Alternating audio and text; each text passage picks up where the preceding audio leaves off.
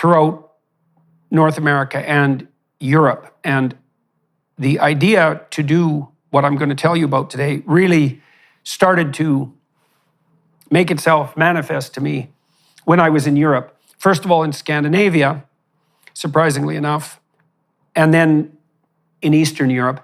I was very fortunate when I was touring to have the support of many people who I've been privileged to meet as I've toured around the world, who were very well connected internationally. And what happened when I was touring with Tammy, my wife, in each of these countries in Europe was that we'd arrive in a city and the day of or the day before a talk, and we'd have the opportunity to meet for lunch or for dinner or for breakfast with 30 people from that city, from that country, who were active and competent and influential in cultural or political or faith-based or communication domains.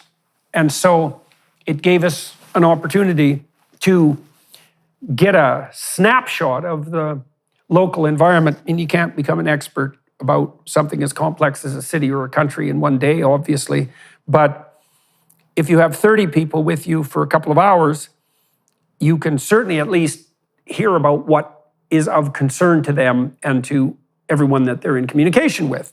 And so one of the things we encountered continually was the puzzled questioning from especially the Eastern Europeans, although this was also the case in Scandinavia, about just what the hell was going on in the West. So that was probably most acute in countries like Albania. And so Albania, just so you know, a small country, was probably the worst of the Soviet-era countries in terms of tyranny and oppression. And that was a damn hard contest to win. And Albania was ruled by brutally punitive dictatorial structures for, well, the entire post-war period up until 1989. And to say it was bad is to say almost nothing. Almost everyone was informing on everyone in Albania. And the country is riddled with tunnels that were dug by mad, paranoid politicians who insisted that Albania was the center of the world and that they were the inevitable target of all the jealous poor people who were clamoring violently in potential to do nothing but to move to Albania. Beyond belief, really, but nonetheless happened.